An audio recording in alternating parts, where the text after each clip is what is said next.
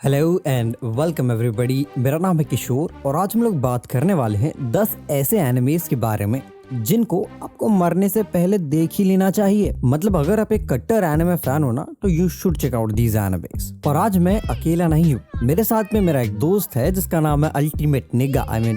Ultimate niggas. I am sorry what the fuck. So hello everyone, मैं हूं ultimate niggas और आज मैं आया हूं एनिमे इंडिया टीएम चैनल पर। एंड आज मैं और किशोर जो आपको एनिमे के नाम बताएंगे वो आपको लाइफ में तो एटलीस्ट एक बार तो देखने ही चाहिए। और इससे पहले कि हम लोग ये वीडियो स्टार्ट करें, मैं एक चीज आप लोगों को बता देना चाहता हूँ। इस वीडियो में जितने भी एनिमेज इंक्लूडेड है वो एक बहुत ही यूनिक लिस्ट से आए हैं, यानी कि कोई भी मेन स्ट्रीम एनिमे इस वीडियो के अंदर नहीं है। सो उन एनिमेज को आप एक्सपेक्ट भी मत करना। So without wasting any time let's get started. तो फर्स्ट नंबर पर जो एनिमे है वो है समर टाइम रेंडरिंग। मतलब must watch this anime before you die. मतलब मैं शब्दों में बयान नहीं कर पा रहा कि ये एनिमे कितना ज्यादा कमाल का है। तो अगर आप किसी अच्छे एनिमे को देखना चाह रहे हो तो इस एनिमे को बिना किसी हेजिटेशन के देख लेना। शिनपे हाजिरो जो कि हमारा मेन कैरेक्टर है, उसके पेरेंट्स के डेथ के बाद वो कोफुने फैमिली के साथ रहता है जो कि उसके पापा के बेस्ट फ्रेंड की फैमिली है। बट कुछ सालों के बाद वो अपना होम आइलैंड छोड़ के आगे की एजुकेशन कंप्लीट करने के लिए टोक्यो शिफ्ट हो जाता है। बट आफ्टर सम इयर्स शिनपे को ये पता चलता है कि कोफुने फैमिली जिनके साथ वो अपने पेरेंट्स के डेथ के बाद बचपन से रहता आ रहा है, उस फैमिली में उसके पापा के फ्रेंड के दो डॉटर्स है जिनका नाम है मियो और उशियो। उन दोनों में से उशियो की ट्रेजिकली ओशन में डूबकर डेथ हो जाती है। तो शिनपे को उशियो के फ्यूनरल के लिए आइलैंड वापस आना पड़ता है। और इस एनिमे में कॉन्सेप्ट ऑफ शैडोज को भी इंट्रोड्यूस किया गया है। एंड अब आगे मैं इस एनिमे के बारे में आपको कुछ नहीं बताऊंगा, ये एक मस्ट वॉच एनिमे है। तो अगर थोड़ा भी स्पॉइलर दिया जाए तो आपका मजा बिल्कुल बिगड़ जाएगा। ये एक mysterious supernatural suspense and time travel anime है। And I know time travel का नाम सुन के आपको स्टाइन्स गेट एंड इरेज जैसे एनिमे याद आ रहे होंगे, तो मैं कह दूं ये उन्हीं जैसा कमाल का एनिमे है। तो विदाउट एनी हेजिटेशन इसको देख लेना। Number 2, hello paradise. देखो इस एनिमे के बारे में मैंने पहले भी बात करी है और ये एनिमे का कॉन्सेप्ट इतना यूनिक है कि आप लोग यकीन नहीं मानोगे। दरअसल हमारा मेन कैरेक्टर का ऐसा बंदा है जो कि सोचता है कि उसे जीने का कोई हक नहीं है और वो मरना चाहता है, लेकिन उसकी बहुत फटती है मरने से।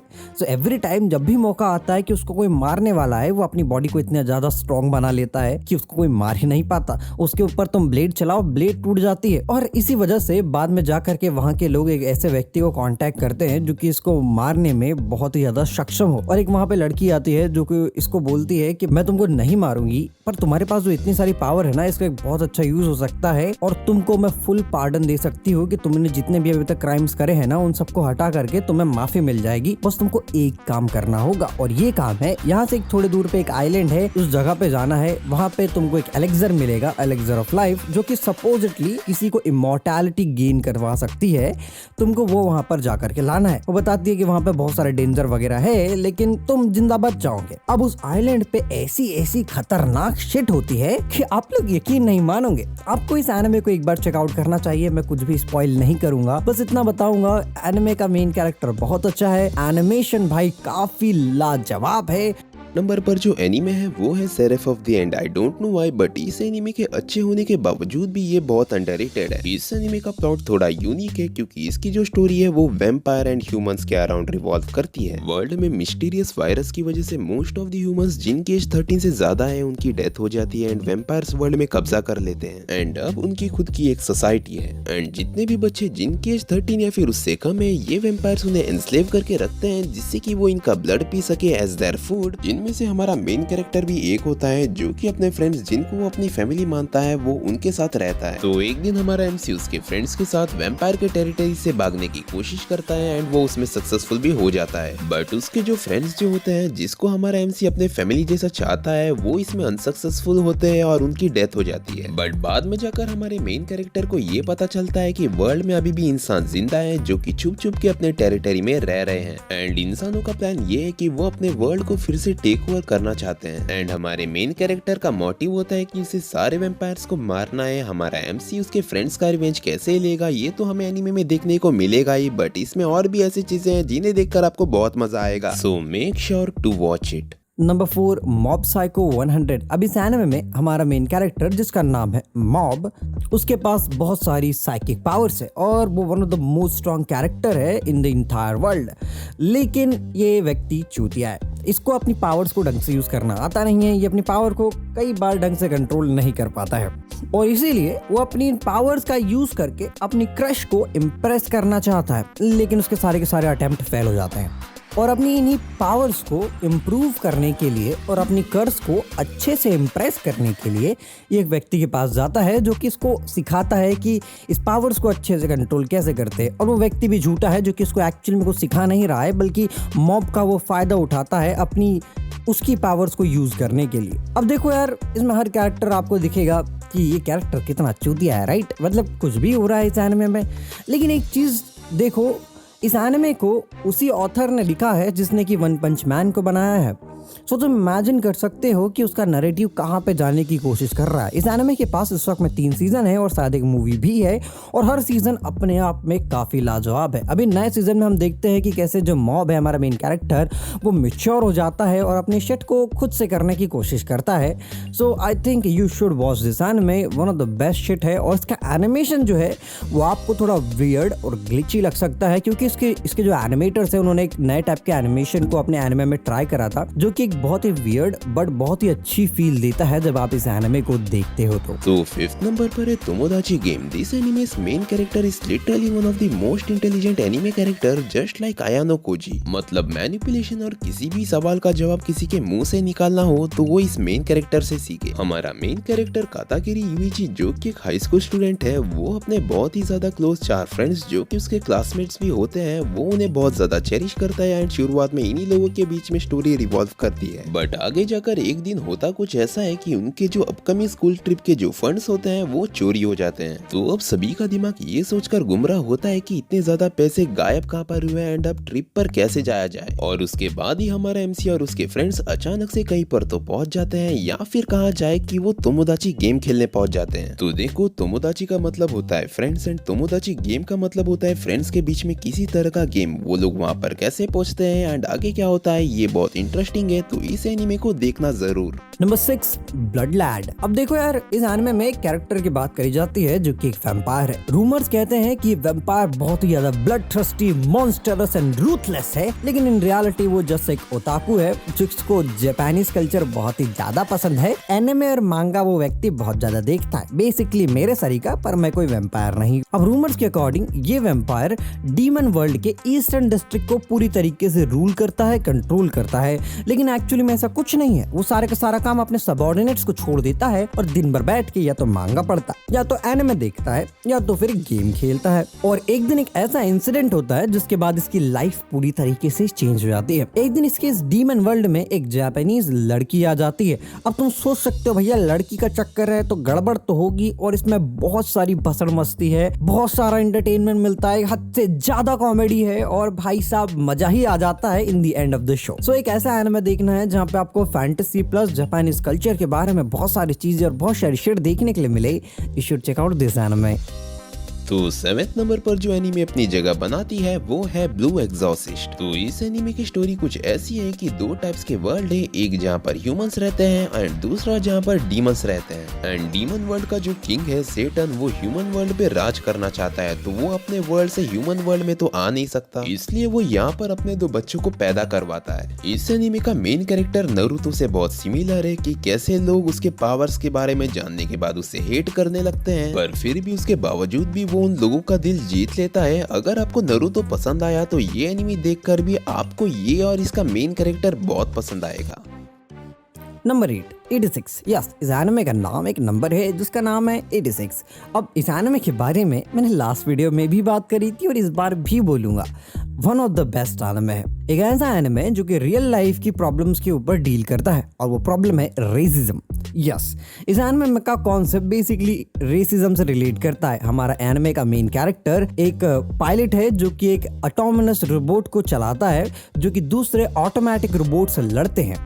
अब देखो इसकी कहानी कुछ ऐसी है कि इस वर्ल्ड में बहुत सारे नेशंस एग्जिस्ट करते थे एक समय पर। उन्हीं में से एक नेशन ने एक ऑटोमेटिक रोबोट्स को क्रिएट करा जो कि दूसरे वर्ल्ड पर कब्जा कर सके, यानी उन्हीं के वर्ल्ड पर कब्जा कर सके अपनी इस ऑटोमेटिक रोबोट्स को यूज करके। अब ये रोबोट्स बहुत ही ज्यादा इंटेलिजेंट थे, एडवांस थे, ये लोग अपनी ही खुद की कॉपीज क्रिएट कर सकते थे और इसी वजह से उन रोबोट्स ने उन्हीं के देश को खत्म कर दिया।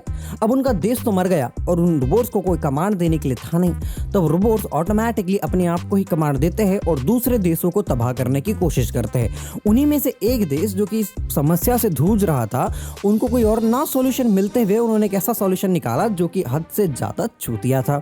दरअसल हुआ क्या, उन्होंने सारे के सारे नीले बाल वाले झंडू लोगों को बोला कि भैया तुम अब से रॉयल्टीज हो, तुम अब से नोबल्स हो और तुम ही सिर्फ हमारे देश में रह सकते हो, लेकिन जितने भी झंडू लोगों के बाल काले, सफेद और नारंगी कलर के हो, उनको बोला कि भैया तुम निकल फेंको हमारे देश से। और उन्होंने क्या करा, उन सारे लोगों को अपने देश से निकाल दिया। अब देखो निकालने के बाद वहां की गवर्नमेंट ने एक्चुअली उनको देश के बाहर नहीं फेंका भैया, उनको उनकी आर्मी में शामिल कर लिया और लोगों को बताया कि ये जो आर्मी में लोग शामिल हुए हैं इनको तुम पिग्स बोलो, यस सुअर। अब देखो यार इतना ज्यादा रेसिज्म वहां पे हुआ था और इस आर्मी को देखते हुए मेरे को इतना गुस्सा आता था, सीरियसली ब्रो बहुत ज्यादा गुस्सा आया। इच्छा होती थी साले को मुंह पे मार दो चाल जहाँ पे, लेकिन मैं क्या करूँ, मैं एक रियल लाइफ कैरेक्टर हूँ और वो एक एनिमे है तो मैं ऐसी कोई शिट नहीं कर सकता। लेकिन इस एनिमे के इस वक्त में 2 सीजन है और दोनों ही इतने ज़्यादा लाजवाब है और इन द एंड जो सीन्स मुझे देखने के लिए मिले, यू कैन नॉट बिलीव मेरे को कितना ज़्यादा सेटिस्फैक्शन हुआ इस एनिमे को देखते हुए। इसलिए मैं कहता हूँ कि one of the best anime, you should check out this anime. तो 9th नंबर पर है अनदर एक one of the best horror anime. अगर हम इस एनीमे के प्लॉट की बात करें तो हमारा मेन कैरेक्टर कोइची सकाकीबारा जो कि अपने नाना नानी के साथ रहता है एंड वो अपने होम टाउन के एक हाई स्कूल योमियामा में एडमिशन लेता है एंड जब वो वहाँ पर जाता है तो उसकी मुलाकात एक मेई मिसाकी नाम के लड़की से होती है जो कि उसकी एक क्लासमेट है और वो हमेशा एक आई पैच पहनी हुई होती है एंड उसे देख के भी यही लगता है कि वो एक भूत है। बट जैसे जैसे हाई स्कूल के दिन बीतते हैं तो हमारा मेन कैरेक्टर ये नोटिस करता है कि जो क्लास के बाकी बच्चे हैं वो मिसाकी को ऐसा ट्रीट करते हैं कि वो एक्चुअली में एग्जिस्ट करती ही नहीं है, ना उससे कोई बात करता है ना ही उससे कोई बात करने की ट्राई करता है। And after noticing this Koichi अपने क्लासमेट से ये पूछता है कि मिसाकी से कोई बात क्यों नहीं करता, तो उसके क्लासमेट्स उसे वार्न करके ये कहते हैं कि तुम उस चीजों से एसोसिएट मत करो जो कि एक्चुअली में एग्जिस्ट नहीं करते। बट वो कहते हैं ना कि इंसानों में बहुत ज्यादा चुल होती है एंड अगर वो एनीमे कैरेक्टर हो तो उसमें 4 गुना ज्यादा चुल होती है। तो फिर बाद में हमारा मेन कैरेक्टर जाके मेई मिसाकी से बात करता है एंड आगे एनीमे में क्या होता है वो तो आपको एनीमे देखकर ही पता लगेगा। एंड ये एनीमे स्कैरी तो है ही बट उसी के साथ साथ इस एनीमे में बहुत से कमाल के मिस्ट्रीज भी है जो कि इस एनीमे को डिसेंट बनाता है एंड वो मुझे भी बहुत ज्यादा पसंद आए, तो इस एनीमे को एक बार जरूर देखना। Number 10 Tokyo ravens. अब देखो यार ये एक ऐसा एनिमे है जो कि काइंड ऑफ डिफरेंट है। आपने साइंस का नाम सुना होगा, हमारे इस वर्ल्ड में साइंस हर चीज में इन्वॉल्व है, चाहे तुम एक मॉडर्न चीजों को लेकर के बात कर लो या फिर कुछ तुम रिसर्च कर रहे हो, हर चीज में साइंस का कुछ ना कुछ तो झोल है ही। और इसी कॉन्सेप्ट को उठाते हुए इस एनिमे हमारे सामने लाता है। ये बताता है कि इस वर्ल्ड में साइंस एग्जिस्ट नहीं करती, करता है मैजिक। मतलब ये वर्ल्ड डेवलप हुआ लेकिन साइंस की वजह से नहीं, मैजिक की वजह से। और यहाँ पे जितना भी सब कुछ हुआ है वो रियल लाइफ से मैच तो करता है, लेकिन सिर्फ एक डिफरेंस है कि यहाँ पे हमारे रियल लाइफ में साइंस यूज हुई थी लेकिन इस एनिमे के वर्ल्ड में मैजिक यूज हुआ है। यानी कि अगर वर्ल्ड वॉर भी हो रही है, किसी ने कुछ इन्वेंट भी करा है तो वो साइंस की वजह से नहीं, मैजिक की वजह से हुआ है। और यही सारे शिट यहाँ पे वो बहुत सारी अच्छी चीजों से एक्सप्लेन करने की कोशिश करते हैं जो कि मुझे समझ में नहीं आती है, लेकिन जो मुझे समझ में आता है मैं आप लोगों को वो बताता हूँ। देखो हमारा मेन कैरेक्टर एक ऐसा व्यक्ति रहता है जो कि इस मैजिक वाली शिट को ढंग से यूटिलाइज नहीं कर सकता है, लेकिन बचपन में वो एक प्रॉमिस करता है एक लड़की से जो कि एक बहुत बड़ी फैमिली की हायरस है, यानी कि वहाँ की लीडर काइंड ऑफ, और उसको बोलता है कि मैं तुमको एवरी टाइम प्रोटेक्ट करूंगा और मैं तुम्हारा फैमिलियर हूँ जो कि तुम्हें हमेशा प्रोटेक्ट करेगा, लेकिन मेरे पास पावर नहीं है। So you try to understand that I will come again when I become powerful and that's it happen in this anime. Give me 2 minutes, पानी गर्म हो गया है। Actually yes, this is the whole story. होता क्या है, हमारा main character एक फैमिलियर है एक बड़ी ही क्लैन के हायरस की, जो कि बोलता है कि मैं उसको प्रोटेक्ट करूंगा, लेकिन इसके पास उतनी सारी पावर्स नहीं होती है। लेकिन धीरे धीरे इसके अंदर बहुत सारी सील्स लगी हुई होती है, उन सील्स को सबको रिलीज करता है और अपनी पावर्स को यूज करता है ताकि वो उस लड़की को बचा सके। अब इस एनिमे का मेन कैरेक्टर बहुत ही ज्यादा बैड एस है, ओवर पावर और बहुत सारी ऐसी शिट है जो कि आप लोगों को सिर्फ एनिमे देखते हुए ही समझ में आएगी। अगर मैं चाहूं भी और तुमको बताने की कोशिश भी करूं तब भी तुम इस चीज को समझ नहीं पाओगे। So you should watch this anime if you want actually. So भैया ये थी आज की लिस्ट। आई होप आप लोगों को लिस्ट पसंद आई होगी और मैं स्पेशली थैंक्स करना चाहूंगा अल्टीमेट निगूस को कि भैया वो इस चैनल में आया, उन्होंने मेरे साथ कोलैबोरेशन किया। दरअसल अल्टीमेट निगूस को मैं बहुत पहले से जानता हूँ, इसने और हमने लगभग एक ही समय पर चैनल को स्टार्ट करा था और एक ही टाइप के कंटेंट क्रिएट करा करते थे और आज भी एक ही टाइप के कंटेंट क्रिएट करते हैं because we don't have content. अरे कंटेंट दे दो, हमको कंटेंट दे दो भैया, हमारे पास कंटेंट नहीं है। यस, ऐसी ही कुछ शिट हो रही है हमारे साथ में। So thank you ultimate niggas and मैं मिलता हूँ आप लोगों से किसी नए वीडियो में किसी नए टॉपिक के साथ। तब तक के लिए बाय बाय। तो आज के लिए बस इतना ही। मिलता हूँ आपसे फिर कभी अगले कोलैब में। अगर वीडियो पसंद आई हो तो लाइक करो, शेयर करो एंड एनिमे इंडिया टीएम के चैनल को सब्सक्राइब करना मत भूलना।